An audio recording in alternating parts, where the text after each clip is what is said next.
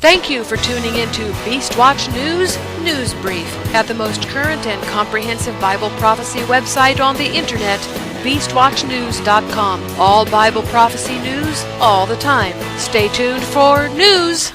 Egypt just went through another revolution. Those watching from the West might be breathing a sigh of relief over that. After all, the reputation of the Muslim Brotherhood precedes them.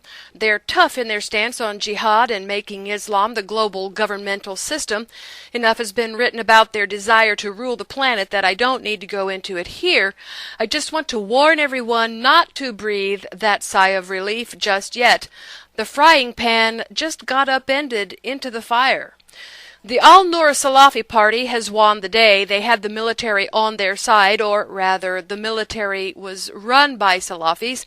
Either way, Egypt is now safely in Salafist hands, but it is difficult for Westerners to understand what just happened.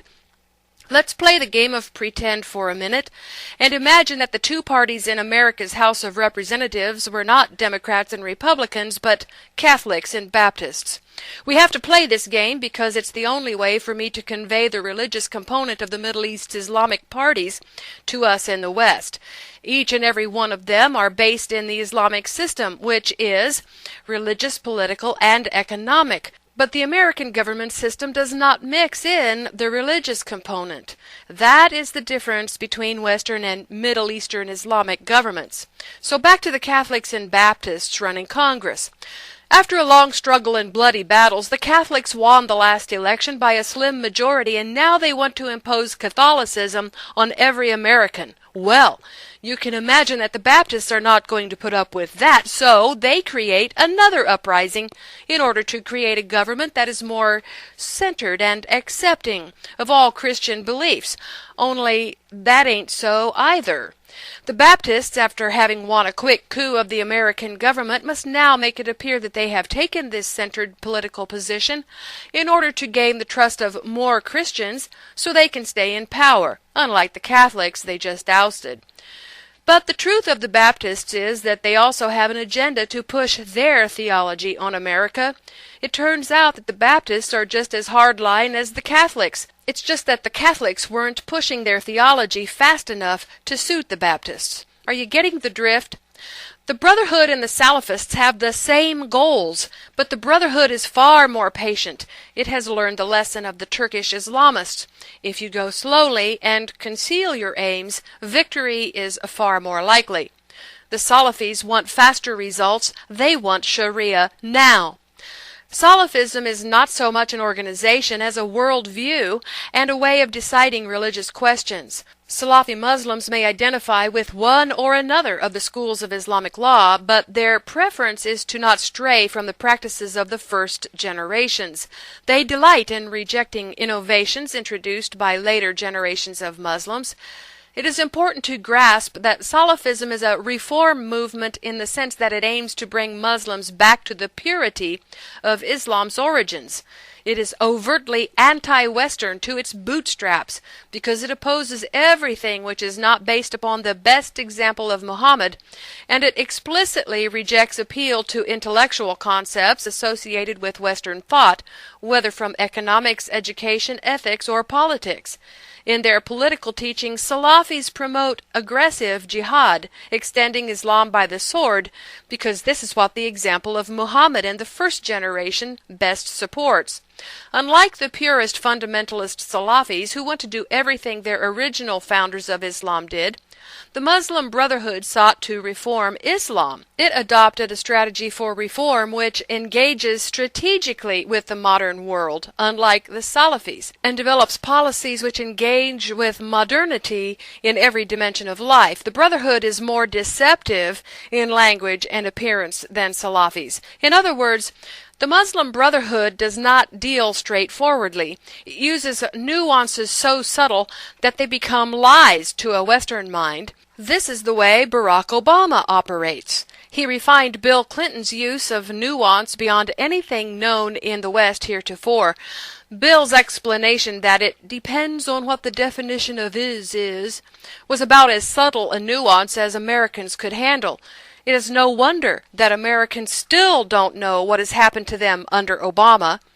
Salafis tend to be separatist and can give the impression of being focused upon personal religious piety, which separates them from those who do not share their beliefs. Salafis also tend to speak along pious religious jargon, making few concessions to the communicative norms of others. This is mirrored in their manner of dress, which concedes nothing to secular fashion sense. In contrast, the Brotherhood's approach is to penetrate and transform Western institutions with the ultimate aim of bringing about the same end as the Salafis. The Brotherhood may seem more pragmatic and accommodating than Salafis, but this is little more than a strategic tactic on their part, not evidence of a fundamental difference in ultimate goals.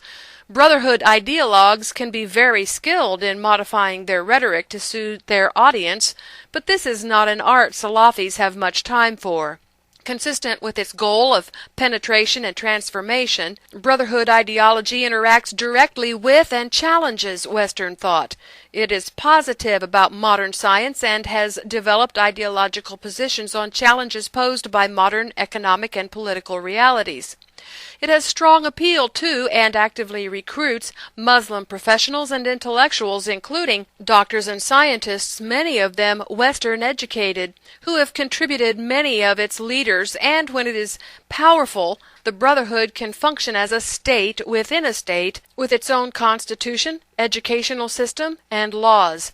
Brotherhood ideology has taken account of and assimilated modern Western ideologies, such as the idea of revolutions. It uses Western ideological terms such as democracy, but reinterprets their meaning to reference its end goal of Sharia implementation. A key strategic idea taught by Brotherhood ideology is that of the phases or stages of dawah, or proclamation of Islam. Based on the model of Muhammad's own prophetic career, the Brotherhood's ideology is that in implementing Islam there is a God-given sequence of stages to be followed. At first, there is the less visible, even hidden stage of building up individuals in their faith. Then a community is formed within an associated institution. Finally, there will come the assumption of power for the sake of Islam, whether through gradual political processes or, if necessary, jihad. On foreign policy, the Brotherhood is having great success in lulling the U.S. and the West to sleep, thus getting money and help from the West while denying it to the army or moderate forces. The Brotherhood would use its power to empty the Egypt-Israel peace treaty of the content without officially abrogating the agreement. It would give a lot of support to Hamas and the Jordanian and Syrian branches of the Brotherhood without getting directly involved in any of those conflicts. This is a sensible policy. But in contrast, Salafis want revolution now. They tend to be much more upfront and unapologetic in presenting their teachings. Salafis, too, want jihad. They just don't want to pussyfoot around about it. So, while there are some who will believe this revolution in Egypt is a good thing and we can all just get back to normal now, the truth is it is not time to breathe a sigh of relief. Global, unabashed jihad just gotta step up. Do you remember what Revelation says about the beast? Revelation 13:5. And there was given unto him a mouth speaking great things and blasphemies, and power was given to him to continue 42 months. Look at that word, continue. The beast system will already be in place. It just gets 42 months to continue trying to take over the planet. That is why there is such an urgent need for Salafi jihad.